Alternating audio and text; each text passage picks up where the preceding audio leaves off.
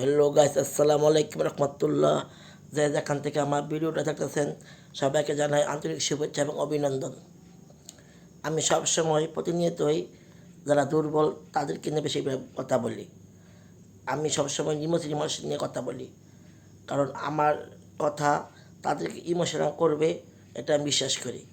যারা আমার ভিডিওটা দেখেন সবসময় তাদেরকে জানাই আন্তরিক শুভেচ্ছা এবং অভিনন্দন।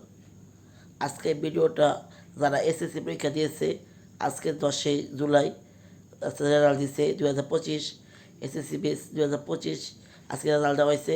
তাদেরকে নিয়ে কিছু কথা বলতে চাই।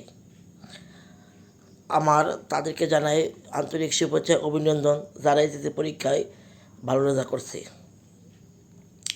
বা সবাই তো ভালো এবং বড় নিয়ে কথা বলে, কিন্তু আমি সবসময় বা যারা নিচে এবং দুর্বল তাদেরকে নিয়ে কথা বলি। কেন জানেন? কারণ আমি তাদেরকে অনেক ভালোবাসি। আমি চাই যারা জিরো তাদের সাথে মিশতে, তাদের যারা হিরো হতে পারে।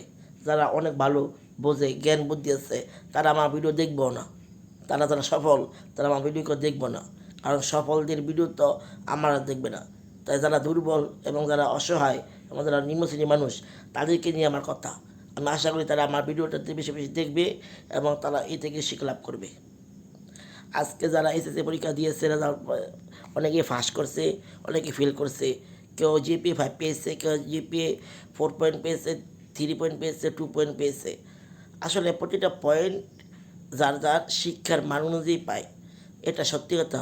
কিন্তু মনে রাখবেন, গত বছর 2025-24 সালে রেজাল্টের পর অনেক ছেলে খারাপ রেজাল্ট করার কারণে, জিপিএ 5 না পাওয়ার কারণে নিজেরাই শেষ করে দিচ্ছে, আত্মহত্যার পথ বেছে নিয়েছে। আমি তাদেরকে ধিক্কার জানাই।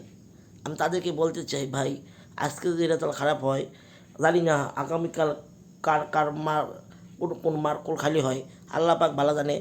আমি আশা করি ভিডিওটা সবাই বেশি বেশি করে দেখবেন এবং শেয়ার করে দিবেন। যে সকল ছাত্ররা খারাপ রেজাল্ট করছেন, তাদেরকে নিয়ে আমার এই কথা। প্লিজ দয়া করে আমার কথাটা শুনুন এবং তাদের সাথে আমি কিছু কথা বলতে চাই তাদের বিষয়ে। ভাই রেজাল্ট মুখ্য বিষয় না, আপনি আল্লাহর বান্দা রয়েছে মুখ্য বিষয়। রেজাল্ট কী আসে যায়? জীবনে যদি না থাকে আমার, এই জীবন যদি না থাকে তাহলে রেজাল্ট দিয়ে কী আসে যায়?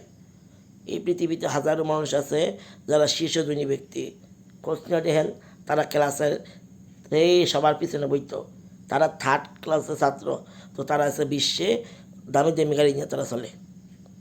যারা বড় পড়ালেখা করছে, বড় বড় চাকরি পায়, তাদেরকে তারা তো আছে ভালো জায়গায়, কিন্তু যারা নিম্ন শ্রেণীর, আপনার পরীক্ষা ফেল করছেন আমি শেষ না ভাই, যেখানে শেষ সেখান থেকে শুরু।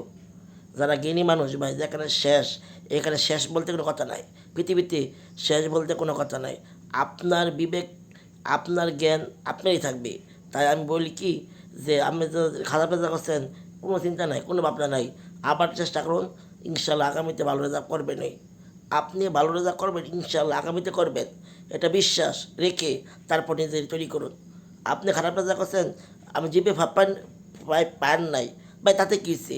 জিপিএ 5 দিয়ে কি জীবন যাবে নাকি? জীবনে চলতে হবে, স্ট্রাগল করতে হবে। যত বেশি স্ট্রাগল করবেন তত বেশি শিখবেন। আর মনে রাখবেন, আপনি একবার পা পিছলে গেলে দ্বিতীয়বার ওই জায়গায় পা পিছলা যাবে না। খেয়াল থাকবে যে আমি যে জায়গায় পিছলা গেছি। মনে রাখবেন ভাই, শিক্ষা কোনো শেষ নাই। তাই যারা আমার ভিডিও দেখতেছেন সবাই মনে করি ইনশাল্লাহ এমন কিছু কাজ করবেন না যার কারণে আপনার মার কোল খালি হয়।